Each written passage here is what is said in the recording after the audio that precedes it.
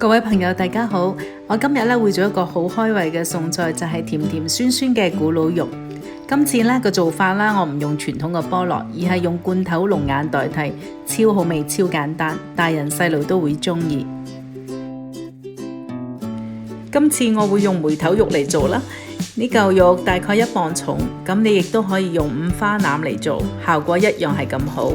咁首先將呢嚿梅頭肉切成條，然後用個刀背輕輕將啲肉拍一拍，咁樣啲肉會鬆化啲啦。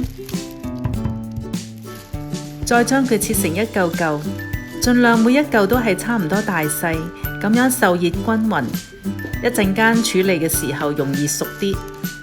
而家我嚟醃一醃啲肉先，半茶匙嘅鹽，1湯匙嘅低鹽豉油，1茶匙嘅糖，1隻雞蛋打落去，撈勻，然後將佢醃20分鐘左右。另外我準備咗一啲青紅椒片同埋薑片嘅，咁仲有1罐糖水龍眼，乜嘢牌子都唔緊要，係糖水龍眼就得㗎喇。咁將罐龍眼水同埋啲肉分開先啦，再用個碗裝起啲龍眼肉。依家嚟調一個醬汁，用4湯羹嘅糖水。咁我哋用呢啲糖水嘅話呢，咁個醬汁就唔需要另外再加糖噶啦。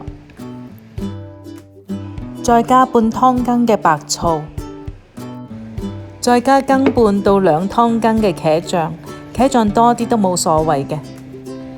攪勻之後放一邊一陣間用。咁我依家準備3茶匙嘅生粉啦，咁然後將醃好嘅梅頭肉呢，一嚿嚿咁樣沾上生粉，放喺另外一個碟嗰度。一陣間我係以半煎炸嘅形式去處理佢。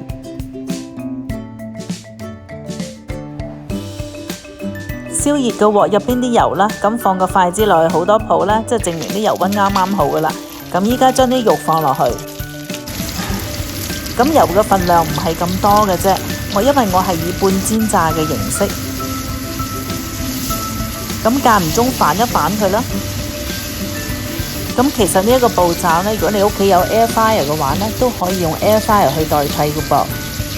由於我醃肉嘅時候有放到雞蛋啦，所以一次過煎炸佢呢，佢就已經好酥脆噶啦，就唔需要再煎炸第2次。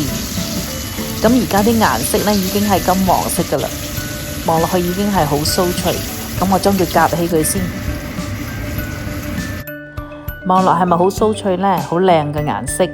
咁我試一啖睇下入邊熟未啦，已經完全熟晒啦。咁我依家用一個鑊放啲嘅油，落入薑片同埋青紅椒，輕輕炒佢1分鐘左右。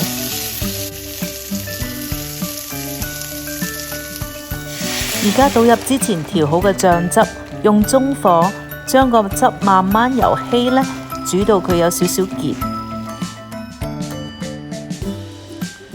咁煮咗一陣之後呢，個醬汁開始結結地咯噃。咁呢個時候呢，我就會倒入龍眼啦。我淨係只會用1半嘅量，剩下嘅就咁食都好好食噶。咁而家倒入煎炸好嘅肉啦，然後將所有嘅材料兜勻，每一嚿肉都要黐滿晒甜酸醬汁。咁呢一個用龍眼做嘅唔需要加糖嘅咕嚕肉就完成噶啦。你哋試下啦，個效果出嚟非常之唔錯，個個食得開胃，煮餸嘅你都開心啲。希望你哋鍾意今日嘅咕嚕肉啦。